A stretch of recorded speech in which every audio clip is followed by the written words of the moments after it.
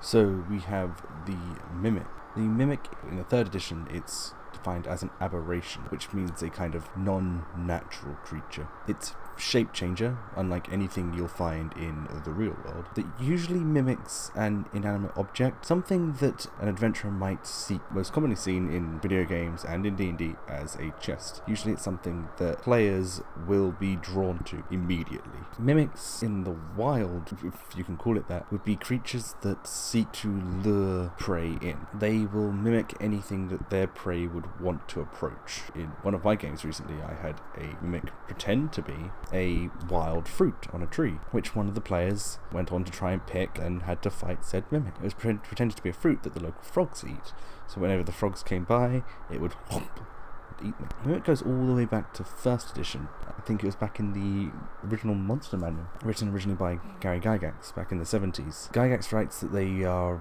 subterranean creatures that cannot stand the light of the sun. They're able to perfectly mimic stone or wood, which would make them appropriate for mimicking chests or mimicking brickwork. They can even take on the shapes of doors, pillars. They can become stairs if they are big enough, and then just collapse when a character stands on them. At any time, they can lash out with a pseudopod to bludgeon.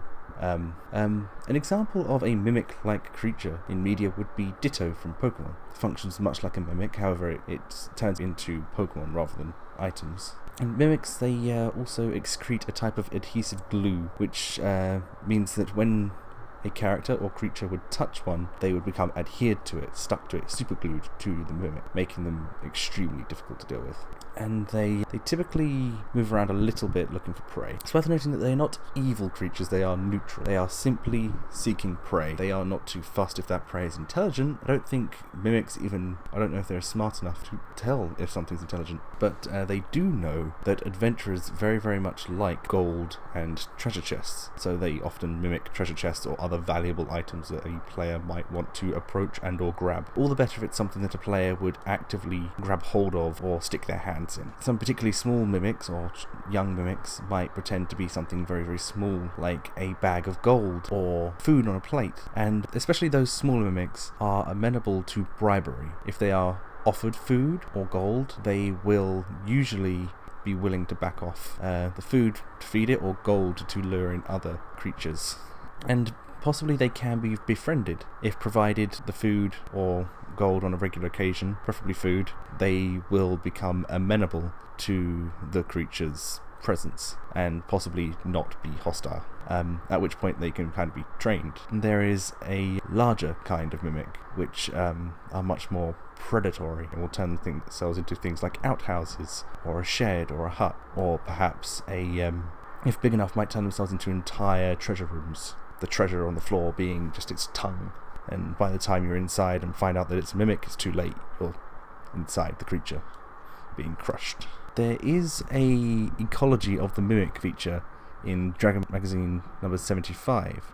In the ecology of the mimic, it is stated that its hide is naturally grey, with a smooth and hard outer skin, which appears just naturally kind of stone-like. The mimic is able to change the colour and texture of its outer surface. Is very, very adept at specifically stone and wood. Some mimics choose less peaceful things to pretend to be. Some pretend to be archways or other things such as a chandelier in order to drop down on its prey, and are very good at travelling, using their sticky glue to move up walls and onto ceilings or around in strange environments. They are able to see their surrounding. They aren't blind. Its entire skin is covered with patches of pigment that can sense light, so they can see with their whole bodies. And in Dragon 101, a variant mimic known as the Metal Mimic is mentioned, wherein the entry talks about a more powerful relative of the ordinary mimic, and the mimic's basic abilities and characteristics are all there, but with also being able to imitate metal, which in later editions isn't really a differentiation. The metal mimic can take on the shape and appearance of items of any raw or unfinished metal, which includes the colour, lustre and texture of any pure metal, such as gold, iron, silver, platinum, etc. The only thing it cannot pretend to be is adamantite or any form of alloy, so no bronze, no gold titanium alloys, no steel. The big difference with the metal mimic is that it can its pseudopod isn't just for bludgeoning with. It can turn itself into some form of dagger or sword at the end of its appendage, which can cause slashing and piercing damage. And they will also be able to make their appendages look to the trained eye like enchanted weaponry, so they can also use that to lure prey. However, in the case of the metal mimics, the larger kind are actually the less predatory and are more willing to negotiate, whereas the smaller kind are killer mimics and are instinctively very aggressive, and you can imagine a small bladed blob attacking your ankles being quite difficult to deal with. In Dungeon 19 there is the adventure scenario The Vanishing Village, in which they depict gigantic relatives of mimics able to imitate cottages and other buildings up to the size of a small inn or temple, which you can imagine is very, very effective. Moving forward to the second edition of Dungeons & Dragons, there is the 1989 Monstrous Compendium version, in which the creature is described as the product of magical creation, so made by a wizard or possibly some kind of divine being, and apparently usually appears in the form of a treasure chest, though its natural colour is speckled and grey and resembles specifically granite. The entry notes that a mimic can alter its pigmentation to resemble varieties of stone, including marble and various metals. So in the second edition it finally gains its natural ability to mimic metals. However, it cannot lose mass in its transformation, but may radically alter its dimensions, so it must always stay the same size. It can't go from the volume of a door down to the volume of the door's handle. In the Monstrous Compendium, it is said that mimics were originally created by wizards to protect themselves from treasure hunters, and it is mentioned that mimics can speak a language known as Common Mimic, and it is a corruption of the original Common spoken by their creators. Common mimics are stated to have no moral code and are often difficult to employ as guardians because of that. Specifically, killer mimics are now mentioned to tend towards evil and actually enjoy killing their targets. This entry also mentions that alcohol can be used to weaken a mimic's adhesive. So, stuck on a mimic, you can just pour alcohol on the area and you would be able to pull yourself away easier. And the mimic may neutralize its own glue at any time, at will. They're also immune to acid attacks, unaffected by molds, green slime, and various pudding monsters. In the Spelljammer appendix, the space mimic was mentioned. These creatures inhabit the setting's wild space between planetary bodies, so they just kind of float around, and they're created by wizards for use in long journeys but proved unreliable servants and were discarded.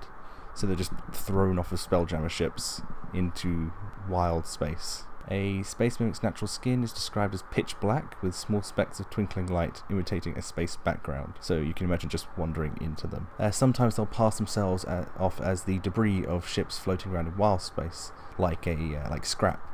Perhaps they'll make themselves appear like a piece of elaborate furniture whilst just sitting on an abandoned ship. Space mimics are mentioned to have two eyes, which they usually hide underneath thick eyelids, because having two big eyes would spoil the disguise. Space mimics further have innate magical ability to cast spells as if they were an illusionist, and the creatures will tend to have an interest in magic as well as food, so they may become willing to let someone go in exchange for magical items or scrolls instead of just food or money. And in the Ruins of Undermountain 2, the Deep Levels box set in 1994, in their 16-page monster compendium, the Greater Mimic is noted, a vastly larger version, which can cover a whole room or a small building, such as a tomb.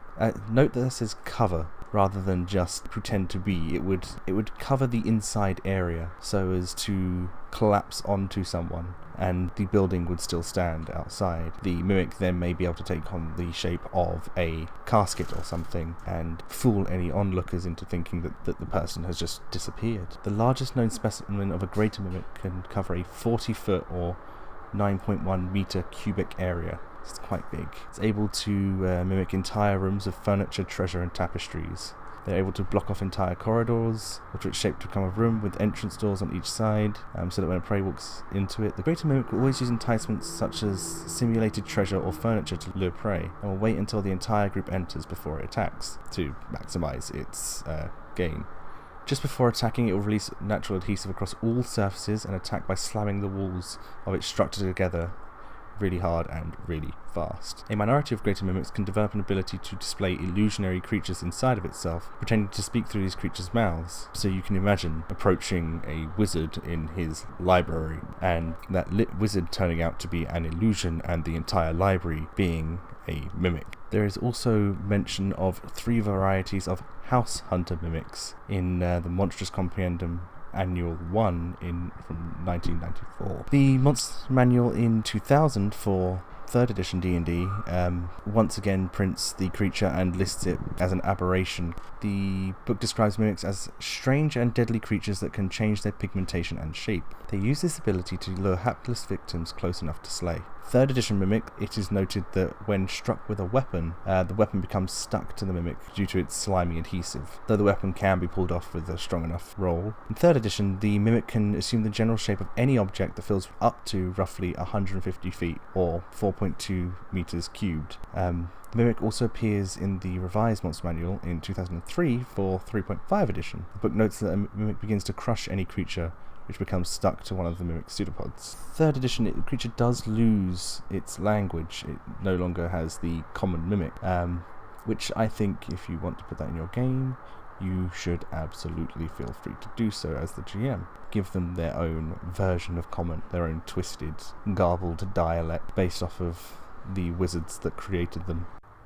Testing. And that's all I have for today. In future, I will include readings from... That's all I have for today. In future, I will include 4th and 5th edition, as well as Pathfinder information.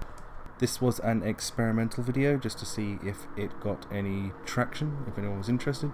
I will be taking suggestions in the comments and by messages on any other monsters or items or facets of Dungeons & Dragons that I should cover, such as perhaps rules systems in other editions. I am still new and finding my feet with this channel, so please share this with your friends, and if you like this, then definitely subscribe, because I'll probably be doing more. Thank you for listening.